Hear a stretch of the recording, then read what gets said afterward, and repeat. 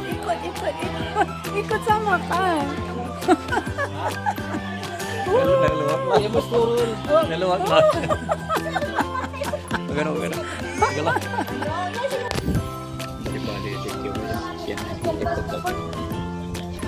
Bukak ba yan? Uy, sarap ng hangin. Inhale. Exhale.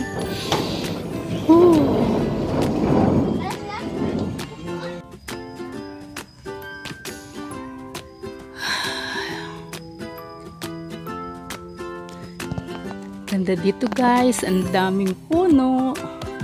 May pine tree. Ayan. Yung pinanggalingan namin guys ay sa altitude 2,000. Ngayon naman, explore natin itong Kapia Kentalna. At pababa. Napagod ako pagpunta dito guys kasi nag-shortcut lang kami doon sa may altitude 2,000. So tara guys, samahan niyo ako. Napakahirap ng medyo bumabata at nakakapagod. Pero okay pa rin. Go, go. Dami mga halaman. Ayan. Nice. Oh. Ganda. Halaman dito, halaman doon. Ayan.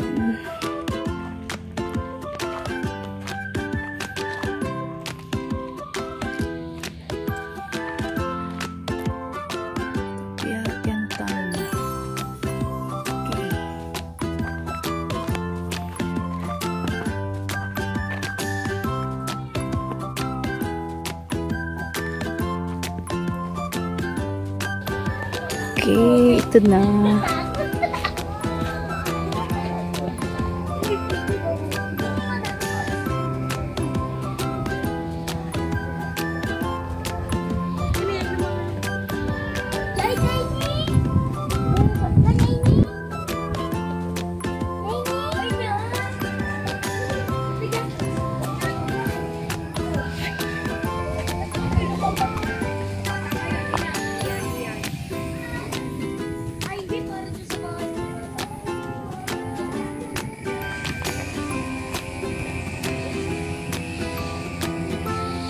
So guys, andito na kami dito sa famous na Kapia Kentalna.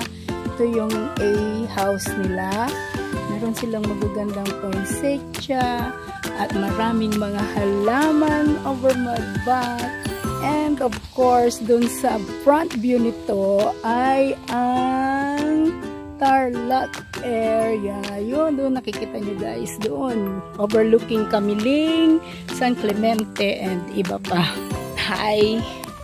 Andito kami ngayon. Papunta sa strawberry farm. Meron daw strawberry farm dito. Malapit lang. So, tignan natin guys kung ano ang itsura ng strawberry farm. Okay guys, see you there.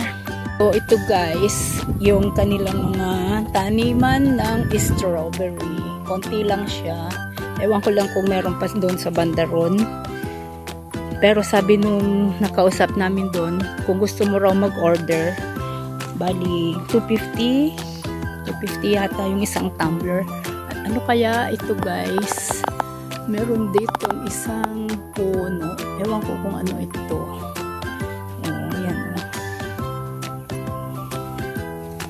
Si Habi, bumaba siya. Ako hindi na ako bababa. Nakakapagod din guys. Sige, magpahangin-hangin na lang tayo dito. Mahangin-hangin. Doon kami galing pala oh. Yun. Yun yung Kapia Kentalna. Tapos doon sa kabila doon. Yun. Ang Kapia Kentalna. And merong mga nandyan. Oo, na-exercise daw sila. Okay, ang ganda naman guys. Napakasimple. Ang buhay dito. Ay, naubos na daw yung strawberry. Ang sarap-sarap naman ang hangin dito. Ayan. Problema mamaya ang pag-akyat. Pero ang ganda naman ang lugar. Refresh.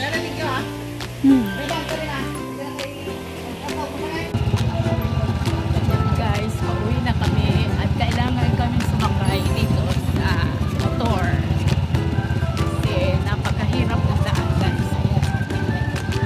Yan. Okay. Napakahirap. And this is paminsan-minsan ma-experience once in a lifetime, guys.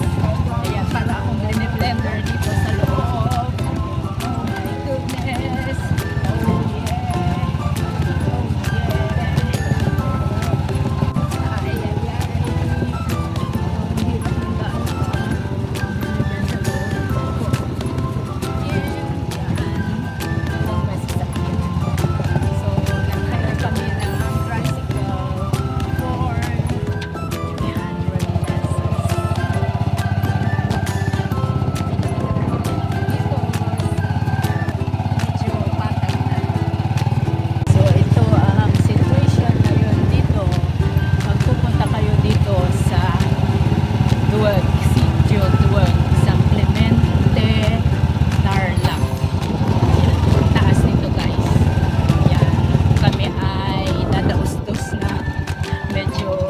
Hinay-hinay lang si Kuya.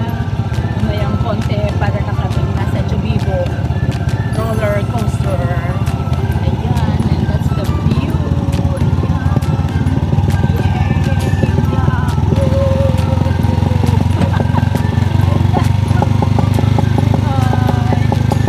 Saya-saya. Ayan, ang bundok. Ayan, pinapatag. Pero pag natapos na yung daan, guys, maganda na.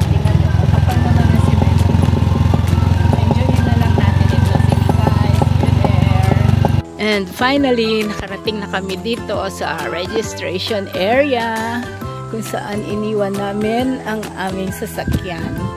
Ayan, maganda pa rin ang view dito. Tingnan nyo guys, kaka-relax talaga. Pero talagang super hirap ng daan namin dinaanan. Ganda-ganda naman. Okay, pahinga muna tayo dito bago kami umuwi ng San Carlos. Okay. Pahinga muna tayo. Oh, refreshing pa rin ang hangin. Ang ganda-ganda.